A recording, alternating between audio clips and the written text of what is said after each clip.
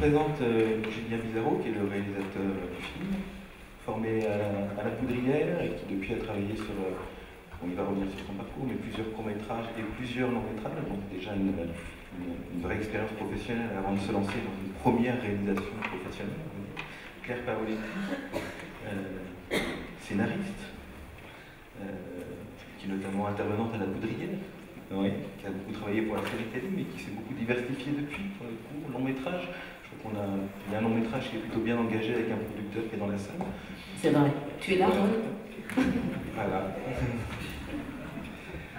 Mais finalement, c'est ta première vraie expérience en matière de scénario de court métrage, on va dire, professionnel. C'est des bêtises. Oui, allez, on dit ça. J'avais travaillé ça. sur Film Défendre aussi, Le banquet de la concubine. Là, c'est sur Arte, en décembre, je crois. Et puis Hélène Vessière, je ne sais pas s'il y a besoin de présenter Hélène Vessière, responsable des programmes courts à Arte. C'est vrai que Arte a pris une place importante dans le domaine du court-métrage d'animation en France. Combien de films préachetés ou coproduits par an, de courts-métrages d'animation au total? Oui, ça marche. Alors, par an, en fait, en préachat et copro, on en a une petite quinzaine. C'est quand même pas mal. Quinzaine par an, oui, c'est bien. Depuis combien de temps? En fait, ce qui se passe, c'est que Arte s'est toujours engagé sur l'animation. À l'époque, c'était Louise Etnel, qui était à l'unité documentaire et qui, par amour en fait de l'animation, avait commencé à développer une politique éditoriale en préachat et en copro. Et puis quand Louisette s'est approchée dangereusement de la retraite, elle s'est rendue compte qu'en fait sa politique d'animation risquait de passer à la trappe. Et donc elle est descendue dans mon bureau. À l'époque, je m'occupais déjà des courts-métrages et de court-circuits qui n'étaient pas encore un magazine et qu'on diffusait uniquement. On parle de quelle époque? Des dates. C'est vrai que ça pourrait être il y a 4-5 ans, mais non. Je fais partie des préhistoriques, je suis désolée. En fait, non, on parle de 97. Donc c'est un peu préhistorique maintenant.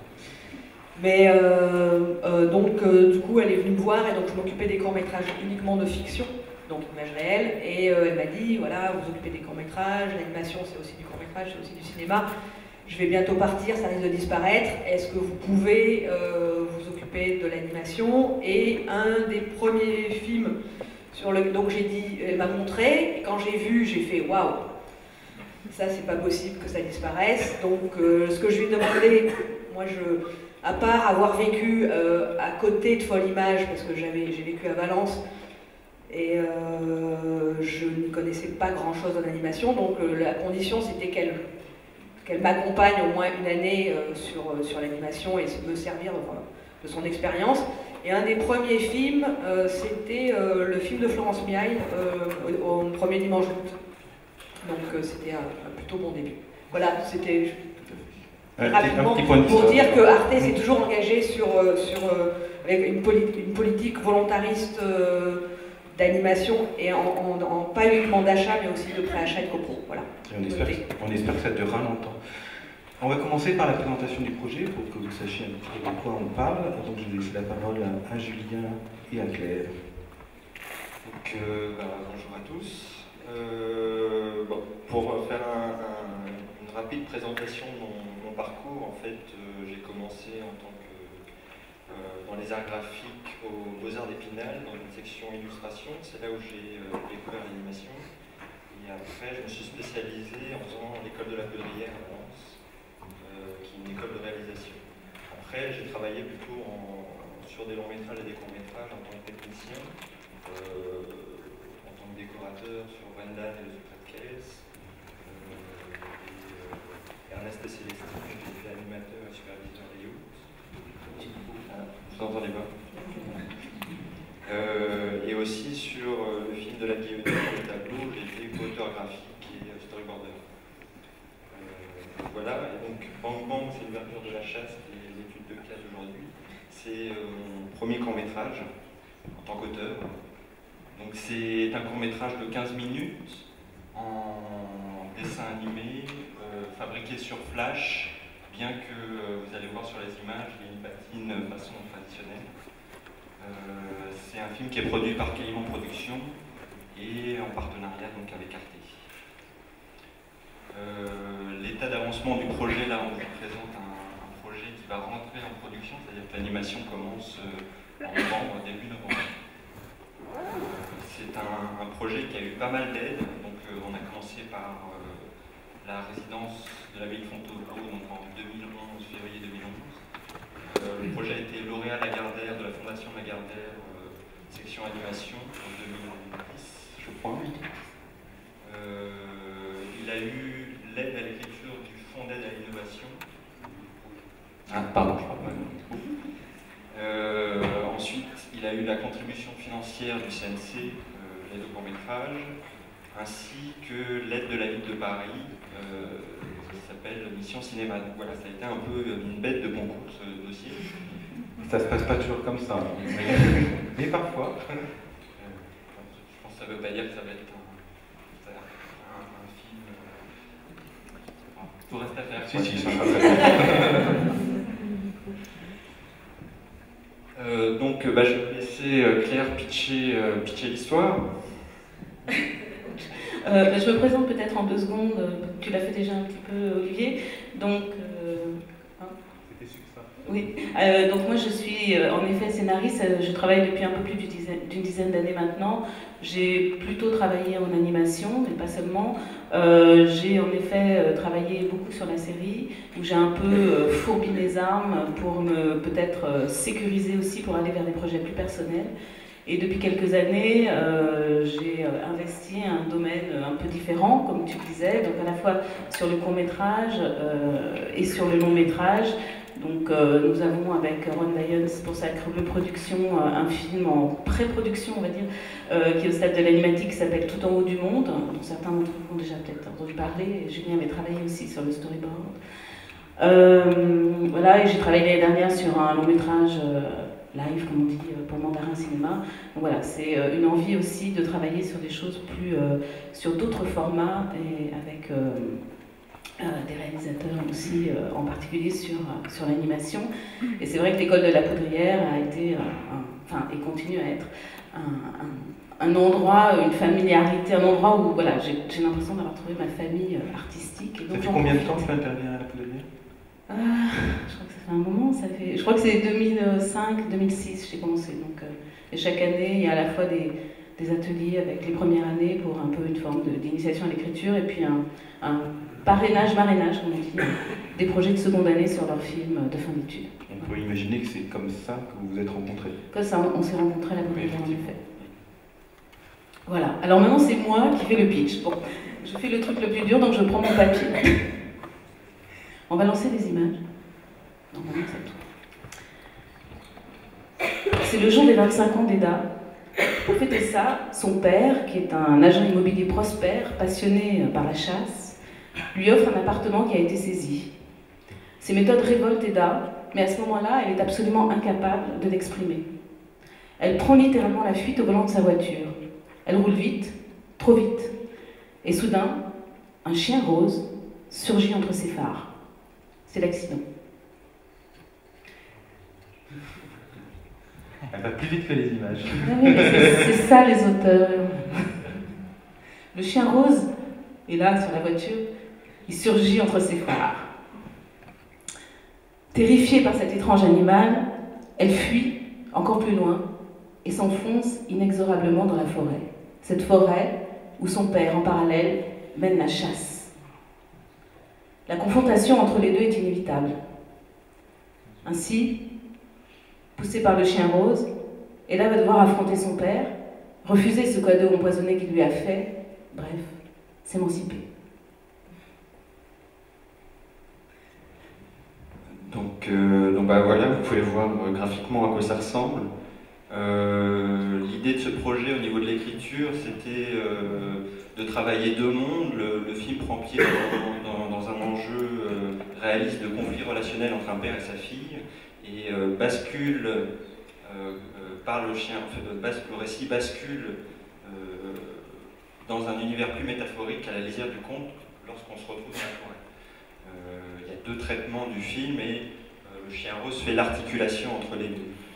Le chien rose, pour vous dire quel est ce personnage, en fait, dans notre note d'attention, notre note d'intention commence par « Et si nos inhibitions trouvaient un corps pour s'exprimer ?» Un chien rose à tout hasard. Donc en fait, ce chien rose incarne tout ce que le personnage d'Eda refoule et n'arrive pas à exprimer à son peine.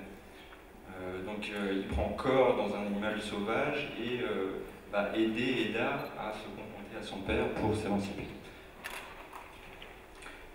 Une autre référence que Claire a apportée à ce projet par rapport à la forêt, c'était une référence littéraire, le texte de Saint-Julien l'Hospitalier, la légende de Saint-Julien l'Hospitalier de Gustave Flaubert.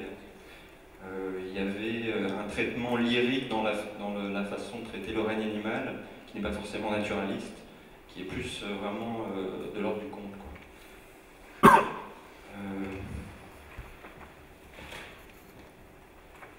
Alors les choix graphiques que j'ai faits pour travailler cette histoire, on a travaillé avec Claire d'abord plus le côté littéraire, l'aspect narratif du film, et à partir de là j'ai élaboré le graphisme. J'avais envie que le graphisme soit dans la continuité de l'univers littéraire et dans la continuité de la trajectoire du personnage d'Eda. C'est un univers en noir et blanc.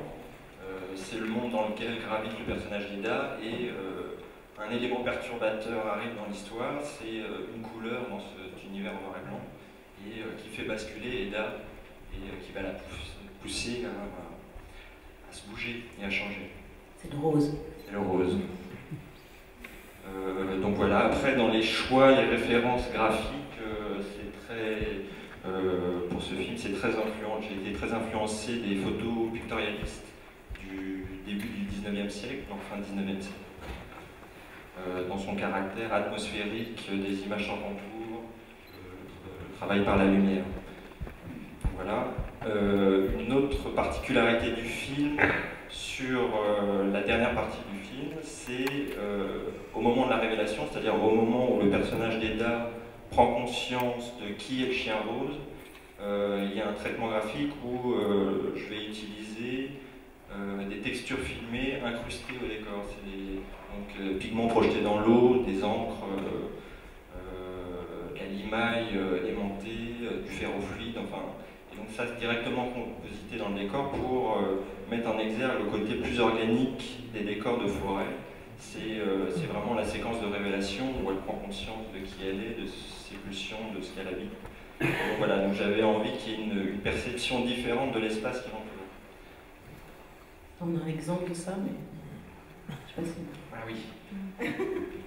T'avais fini là, non? Est-ce qu'on fait ça? On montre peut-être quelques éléments pour...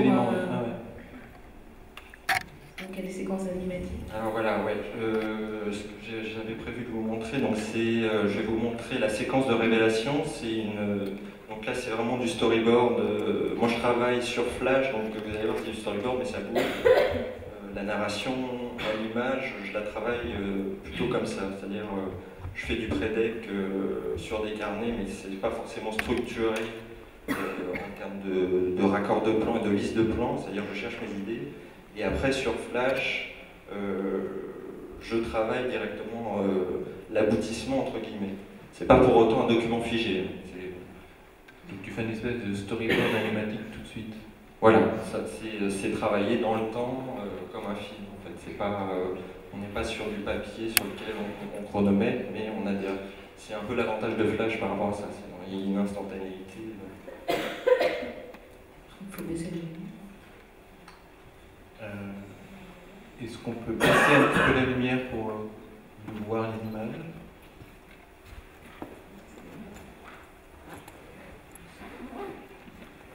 Je crois qu'il n'y a pas de son, non? Est-ce qu'on peut... Comment on fait pour mettre le son? Attends, on va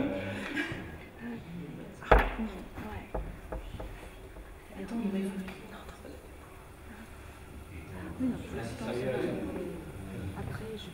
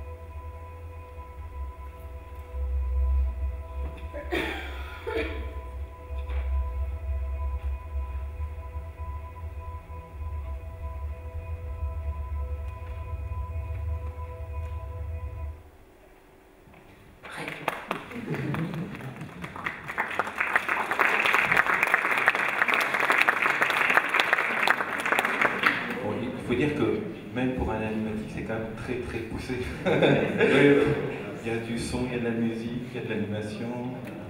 C'est presque un pré-film. Un pré-film. Oui, mais c'est vrai que d'une certaine façon, dans la fabrication de l'animation, on est vraiment contraint par le coût des animateurs, c'est normal. Et donc, il faut dire qu'on n'a pas de rush au montage définitif de l'image. Le rush qu'on peut se créer à cette étape-là de l'animatique, où on peut tester des phases de récit, trouver des rythmes. Je pense qu'après, là c'est pré-monté, c'est-à-dire il y a encore un travail de montage avec le monteur. Je peux aménager des plages où je peux remettre du fixe si on pense que le timing ça mériterait d'être dilaté un peu. Donc mais c'est vrai que ça permet quand même d'avoir un regard assez juste sur ce que va être le film. Et ça m'intéresse. Il y a une autre séquence à nous montrer ? Alors ce que je voulais vous montrer, c'est déjà un petit test texture en fait que j'ai fait moi-même. Donc c'est pour donner une idée, c'est un des plans en fait de cette séquence que vous avez vue. C'était pour un peu essayer de voir à quoi ça ressemble avec des textures finies.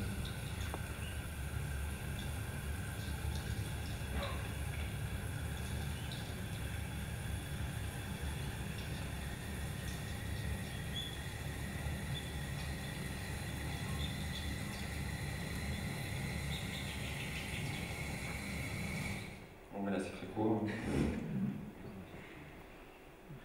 Je peux vous montrer une autre séquence qui se trouve au milieu du film, juste après que Eda se retrouve dans la forêt. C'est la première confrontation avec le chien rose. C'est une séquence d'approche en fait.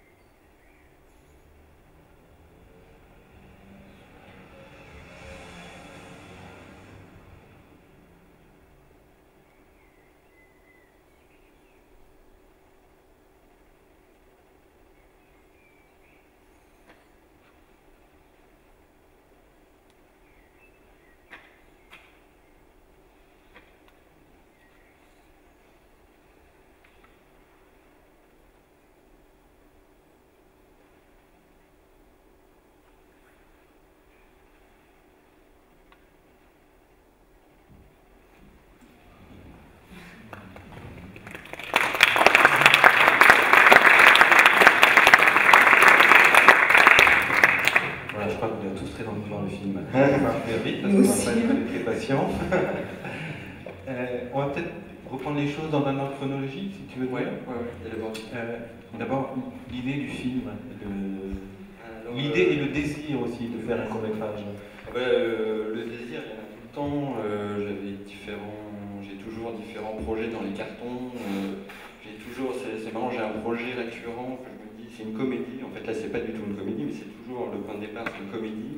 Et en écrivant, j'écris un autre film, en fait, en essayant de faire ce film-là. Et à chaque fois, c'est pareil. Donc, le prochain, je pense à ce film-là, mais à mon avis, ça serait un autre. Sur le point de départ, il y a un dessin que j'ai fait aux Beaux-Arts et c'était un chien rose. Mais c'était juste, formellement, je pense que je me rappelle pas bien, mais je devais avoir un crayon rose sous la main et j'ai dessiné un chien et donc il était rose. J'ai retrouvé ce dessin. Après, pour moi, c'était en voyant mon oncle d'Amérique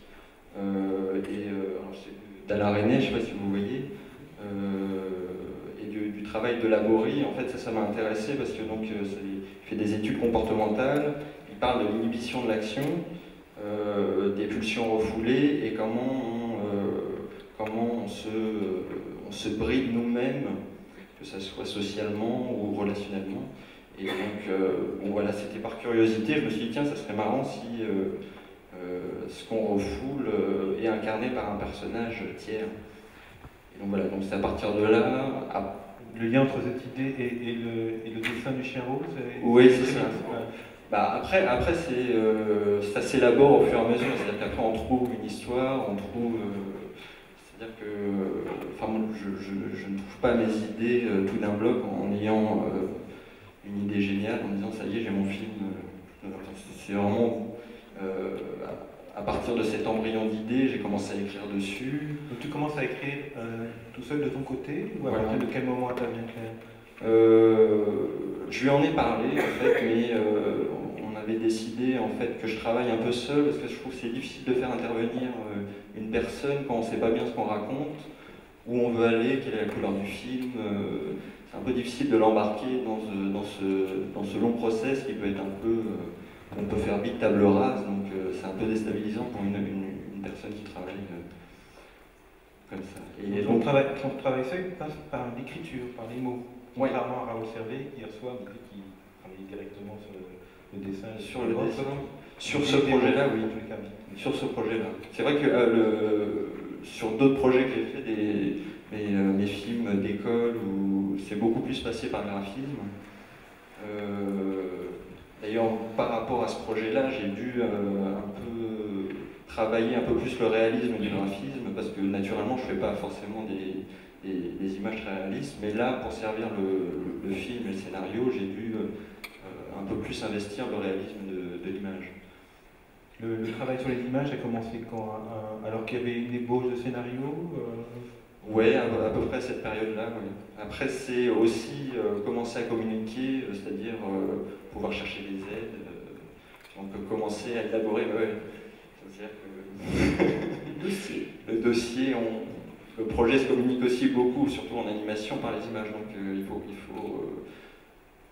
il faut avancer vite ça. On y reviendra au dossier. Donc tu as un premier texte, c'est ça, sur le projet. À ce moment-là, tu vas voir Claire. Voilà, je lui fais lire. Je vois ce qu'elle en pense, si ça réagit. Et alors, comment a réagi Claire? Bien, bien. Non, mais je pense par rapport à ce que tu disais, c'est vrai qu'il y a un enjeu narratif, j'imagine que vous l'avez bien senti. C'est quand même un film qui fait 15 minutes, voilà, il y a un enjeu narratif important. Donc je pense aussi par rapport à ton travail antérieur, enfin, de ce que j'en sais, par rapport au fait qu'avant tu travaillais plus directement l'image, là il y avait une nécessité peut-être d'investir les aspects psychologiques, de travailler sur les personnages, qui était quelque chose qui était peut-être, voilà, dans lequel on était plus fort à deux par rapport à ça. Il me semble. Donc c'est cette partie-là surtout que tu as développée? En fait, on a travaillé à deux tout le temps, c'est-à-dire, en effet, tu avais le point de départ, il y avait le trio de personnages principaux s'est installé très vite. Il y avait de toute façon la relation père-fille qui était la clé de l'histoire. On a beaucoup travaillé le personnage d'Eda, qui était un personnage qu'on a mis un peu de temps à trouver, même toi graphiquement, je crois. Qui était, voilà, qui maintenant, elle a trouvé son existence, elle a pris vie un peu toute seule, mais ça a pris du temps. Et puis le gros du travail, finalement, ça a été, il me semble, de bien définir ce chien, de manière à ce qu'on soit bien clairement dans la bascule de registre quand il apparaît, et qu'on n'ait pas besoin, enfin, l'idée n'était pas d'avoir de scènes explicatives, etc. Enfin, il fallait que les choses basculent dans un univers métaphorique qui parle de lui-même, et je pense que ça a été le plus gros du travail, finalement, en écriture. Enfin. Et la structure même du récit, elle est venue assez facilement, ou est-ce que vous avez beaucoup Non, pas. On t'a donné. Je vous rassure. Après c'est vraiment, on a des éléments, c'est-à-dire que là, tel qu'est le scénario, on suit le personnage d'Eda jusqu'à la fin, c'est-à-dire qu'on approche par exemple le personnage du père qui est un antagoniste, on essaye de lui donner un corps et une chair pour qu'il ne soit pas trop binaire et que ce soit pas complètement manichéen, mais on essaie de garder le cap sur le personnage d'Eda. À un moment donné, j'ai voulu sauver le père, par exemple. Dans la structure... Non mais c'est ça, dans la structure, on change de point de vue, et donc c'est là où non mais c'est ça l'écriture, à un moment donné on se pose ces questions. Oui, c'est vrai, je pense que c'était très important le travail sur la subjectivité dans ce film, et moi c'est ce qui m'intéresse le plus, et je continue à essayer de le travailler même dans le long métrage ou dans d'autres supports. Je trouve que c'est quelque chose de fort au cinéma, et dans le projet de Julien, pour moi c'est vraiment un projet de cinéma. Il y avait comment, et il y a toujours d'ailleurs, parce que même ça continue sur les autres étapes d'élaboration du film, de comment au plus fort on arrive à entrer dans le point de vue du personnage d'Eda et en effet d'exprimer au plus près sa subjectivité. Et sur l'histoire du père, c'est vrai qu'à la fin, par exemple, si je peux raconter ce... non mais rien... Pas la fin? Vous voulez pas que je raconte la fin? Oh. Non mais c'est vrai qu'on avait, à un moment, dans le storyboard en tout cas, il y avait un plan, c'est juste un plan, mais bon, il dit beaucoup, qui revenait sur le père et on voyait Eda s'éloigner du point de vue du père. Et on a beaucoup discuté, même avec Hélène aussi, on en avait parlé, de cet aspect-là. Et finalement, je crois que ça va être, on va rester plus sur Eda. Voilà. Parce qu'on est 15 minutes, donc il y a aussi ce travail de synthèse narrative qui, je crois, est très... parce que c'est un gros sujet quand même, mine de rien. Et je pense que c'est ça aussi une des choses sur lesquelles on a beaucoup travaillé pour synthétiser, aller au plus près de l'enjeu, quoi. Concrètement, comment vous faites quand vous travaillez ensemble? Vous travaillez le scénario ensemble, vous parlez, et après tu écris, comment vous faites pratiquement? Ouais, ou des fois, il y en a un qui fait un premier draft, et puis l'autre passe dessus, pour des scènes dialoguées. On les crée à deux, les dialogues. Ouais, on les crée à deux, c'est-à-dire qu'on les parle d'abord, on dit ah ouais, je sens un truc comme ça, tiens, un ping-pong verbal, et puis on commence à lancer des idées et on dit ah ouais, il y a un truc là, et puis on commence à noter, et puis on le reprend à l'oral, et puis on le fait monter comme ça, et puis oui, c'est vraiment une écriture à deux mains. Après, c'est écriture. Mais il y a plein d'auteurs dans la salle, ils font tous pareil, je pense. Voilà. On peaufine, on essaye en tout cas. Et jusqu'à encore maintenant, parce que là, avec les acteurs, parce que ça n'a pas l'air, mais il y a plusieurs scènes dialoguées dans le film. On vous les a pas mises parce qu'il y a les voix témoins, donc on ne voulait pas les entendre. Mais je pense qu'il va y avoir encore à ce stade, sans doute, du travail que tu vas faire peut-être avec eux. Oui, après, oui, c'est plus passer de l'écriture des dialogues au parler des dialogues, et là, il y a des réadaptations. Je pense que ce qui est intéressant, c'est que l'acteur s'approprie ce qui est dit, et que ça en fasse un personnage et pas un texte récité. Donc à ce moment-là, je trouve que c'est important de laisser une petite latitude à l'acteur pour se le mettre en bouche et pour pouvoir ajouter des mots s'il le souhaite, si ça sonne mieux. C'est plus naturel. D'ailleurs, vous allez faire jouer les acteurs avant la fabrication du film ou Ouais, alors c'est vrai que comme ce film, il y a deux grosses scènes dialoguées, enfin deux grosses scènes, c'est une proportion gardée, mais par rapport au film, oui. Et je souhaitais en fait les enregistrer avant de commencer l'animation pour me servir vraiment du jeu des acteurs, qu'ils ne soient pas contraints par ni l'animatique, ni l'animation ensuite en post-synchro. Après, sur les parties d'action, c'est plus facile en post-synchro. Donc pour moi, c'est un jour avant, un jour après tournage, quoi. Au total, toute cette phase d'écriture, à partir du moment où vous avez commencé à travailler ensemble et au moment où vous avez commencé à estimer que le scénario était fini et présentable, il y a eu combien de temps? 2 ans, non? 2 ans, oui, je crois. Enfin, on a fait d'autres choses entre-temps, je vous rassure. Oui.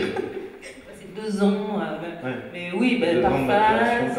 Après, on laissait reposer, On laissait reposer, puis on faisait d'autres choses. J'ai travaillé sur 3 longs métrages entre-temps.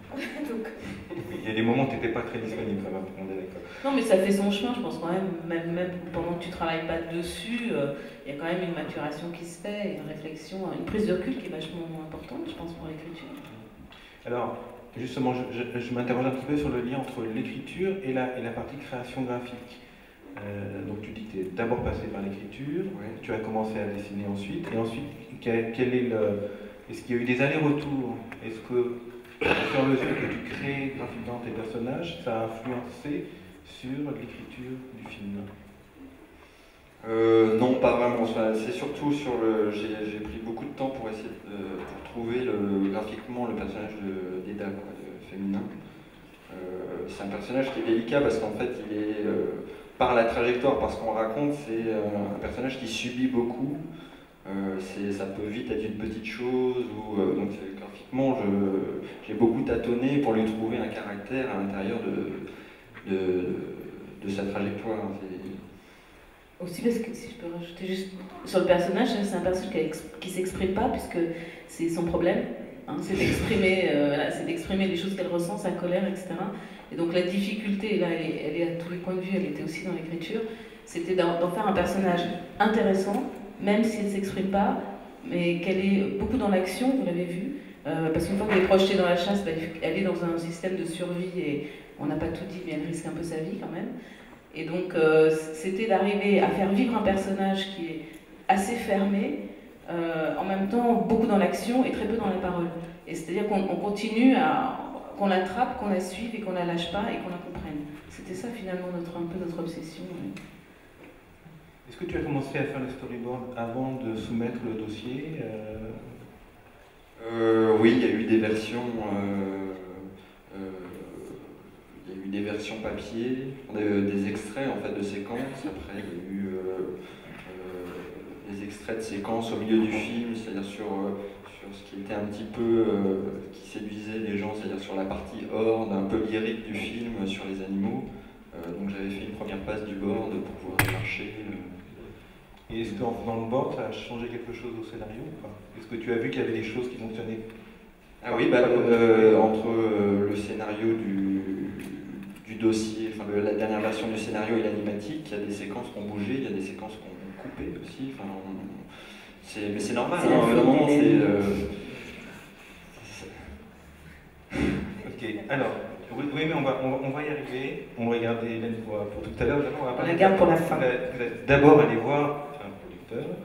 Donc, première question, comment vous avez choisi un producteur? Puisque vous avez quand même une quinzaine de producteurs possibles en France pour des courts-métrages d'animation.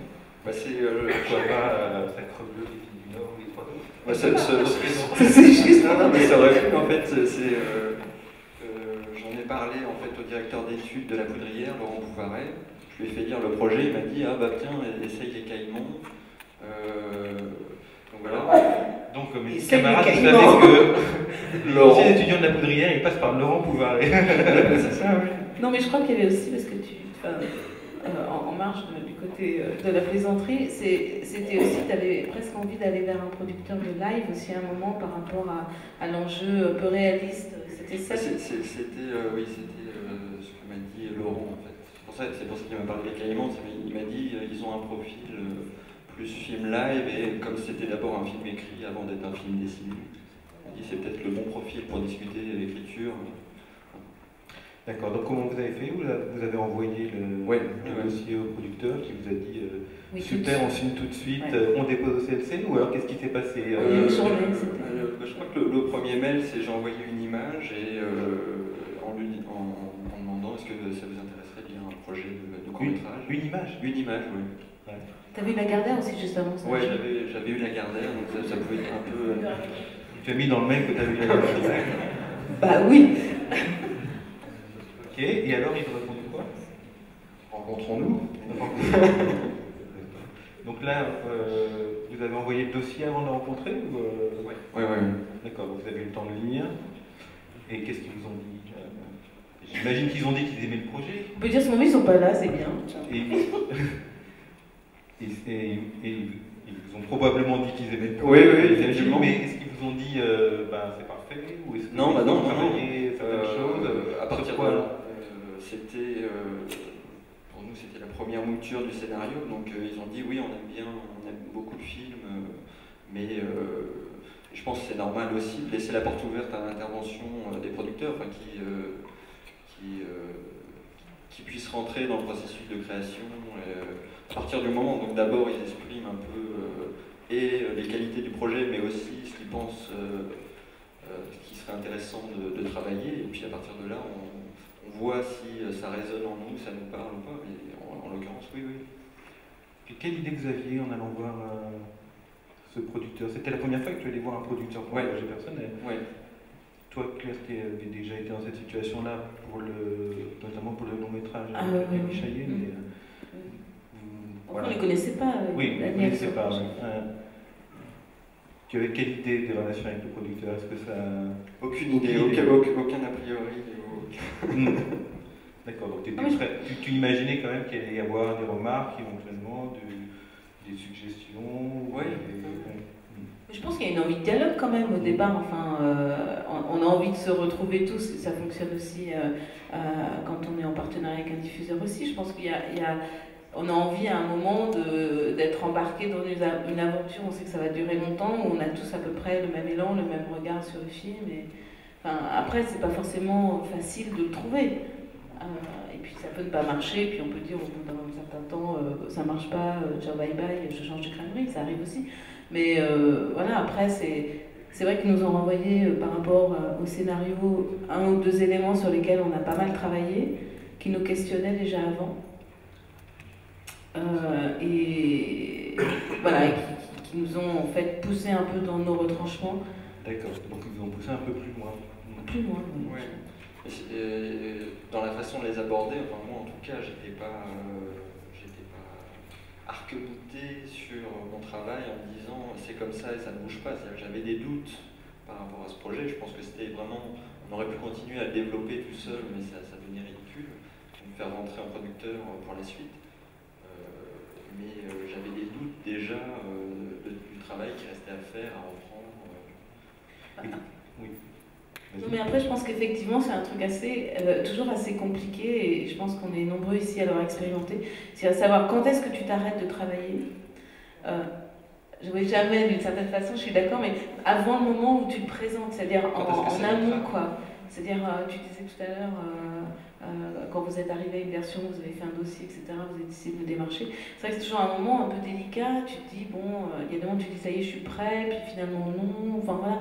Et je pense qu'on est quand même allé assez loin sur l'élaboration du dossier avant de le montrer. Il y a Alice qui me fait oui, oui.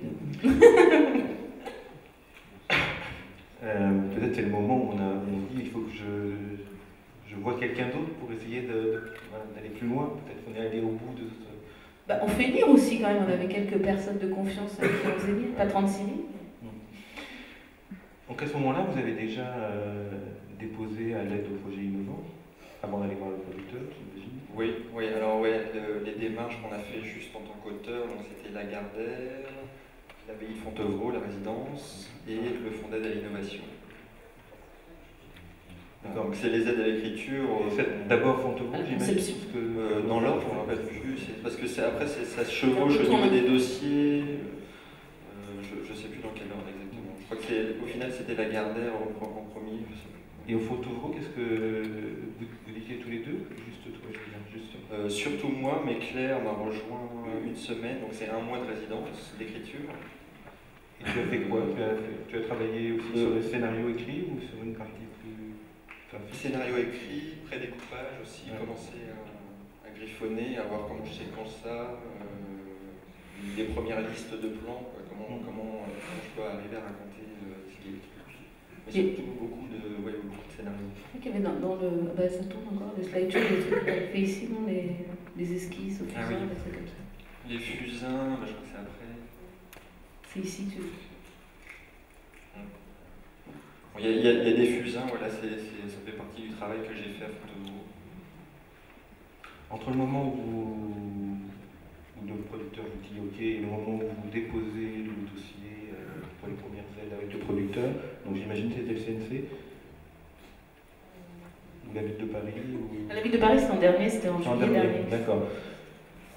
Oui, ouais, j'ai la liste. Oui, après c'est contribution financière. Voilà, et donc c'était combien de temps s'est écoulé de votre travail? À peu près. On aurait dû se refaire un petit... Non, c'est juste pour avoir une idée. Si c'est 2-3 mois ou si c'est 6 mois, je pense que c'est 6-8 mois. 6-8 mois, d'accord. Alors à partir de quel moment intervient Hélène? Moi, je vais passer le micro à Hélène. Toi, tu le reçois comment le dossier? Directement par les producteurs, via la commission CNC, puisque il faut rappeler que tu es présente dans les comités de lecture et animation de l'aide sélective au CNC. Donc, tu vois beaucoup de projets arriver comme ça. Oui, je fais partie de la pré-commission en fait animation, juste avant la plénière.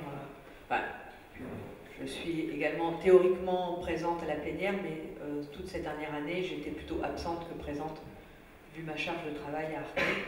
Mais présente toujours effectivement à la pré-commission animation. Donc là, d'après mes souvenirs, ça aurait été bien qu'il y ait le producteur, mais je vais essayer de me rappeler.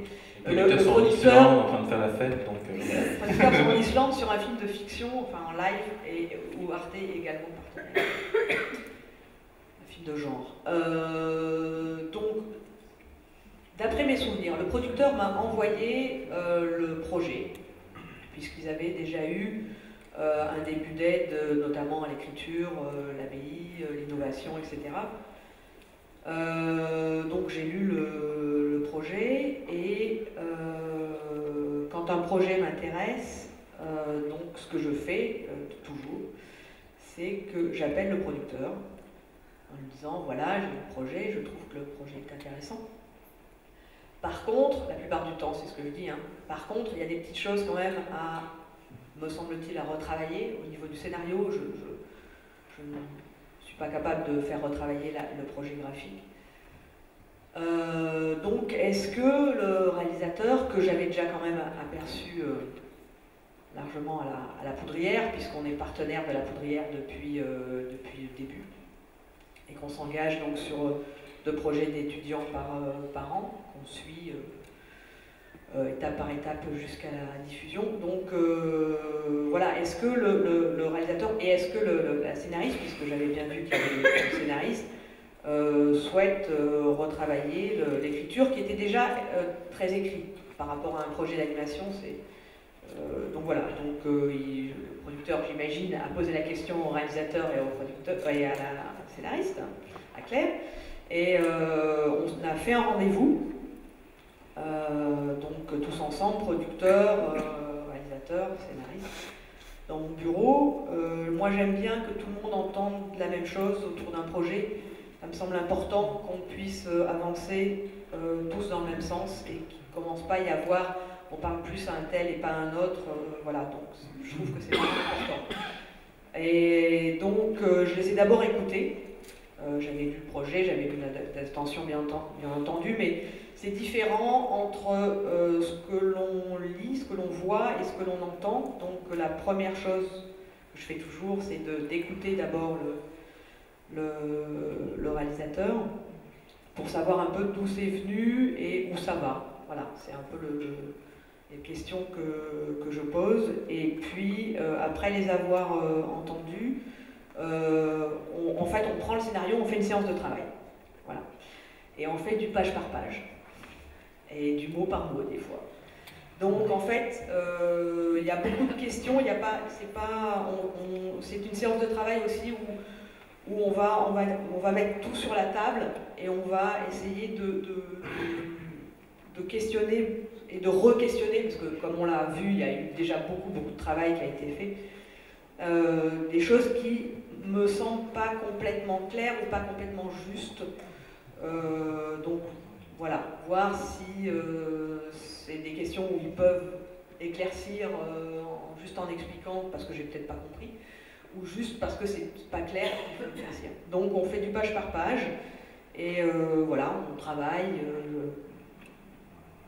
On avance comme ça dure à peu près 1 heure de temps. Et il y a. Donc si on est, à la fin de cette séance de travail, si on sent qu'on peut avancer dans le même sens, l'idée c'est pas du tout de pervertir le projet, c'est plutôt de ramener le projet encore plus au projet. C'est-à-dire de vraiment le creuser et pas de le dévier, hein, évidemment. Donc on voit si on peut vraiment travailler ensemble, et à ce moment-là il y a un ping-pong qui se fait par mail, c'est-à-dire que je leur demande à la suite de cette séance de travail de voir ce qu'ils peuvent proposer par rapport à tous ces questionnements qu'il y a eu au niveau du scénario, et puis ils m'envoient, je renvoie des choses, et puis jusqu'à un moment où on trouve que c'est le plus abouti possible. Et d'un point de vue d'Arte, donc le petit souci, on va dire, c'est que c'est d'être un peu trop en avance par rapport au CNC. C'est le souci que je rencontre moi en tant qu'Arte, c'est qu'un film d'animation qui n'a pas suffisamment d'aide ne se fait pas. Donc si je suis trop en avance, le risque c'est que le film ne se fasse pas. Et en même temps, si j'attends le CNC, je ne fais pas mon plan de charge. Je n'avance pas. Donc, du coup, c'est faire en sorte que le projet soit le plus abouti possible pour qu'il y ait le plus de chances possible pour obtenir le CNC, et également le passage en conférence de programme, puisqu'on a une chaîne franco-allemande, et que le fait que je souhaite m'engager sur un projet n'est pas suffisant dans une chaîne franco-allemande, il faut que ça passe la barre de la conférence de programme conférence franco-allemande, et donc où là, moi je ne suis pas présente, autant je suis présente au niveau d'Arte France, je ne suis pas présente au moment de la conférence de programme, donc il faut que le projet, le dossier, soit le plus abouti possible pour qu'il n'y ait pas de refus. Parce que s'il y a un refus, ça veut dire qu'on ne peut pas faire de contrat. Ce qui arrive de temps en temps, rarement. Ce qui arrive extrêmement rarement, ça nous arrive peut-être une fois par an, et on fait en sorte que ça n'arrive pas, quoi. Voilà. Donc, voilà, donc du coup, après, le projet est abouti, donc nous on le passe dans le processus Arte, donc commission de programme à Arte France, conférence de programme, et une fois que la conférence de programme a validé le projet, à ce moment-là, nous on intervient et on fait tout de suite le contrat, et pendant ce temps, évidemment, le projet continue à vivre, puisque après il va être présenté au CNC, et puis voilà. Donc là, le projet a eu tout de suite l'aide de la plénière, et donc après le film peut continuer à vivre sa vie. Donc ils ont eu la ville de Paris derrière, et le réalisateur peut commencer à travailler et à faire l'animatique.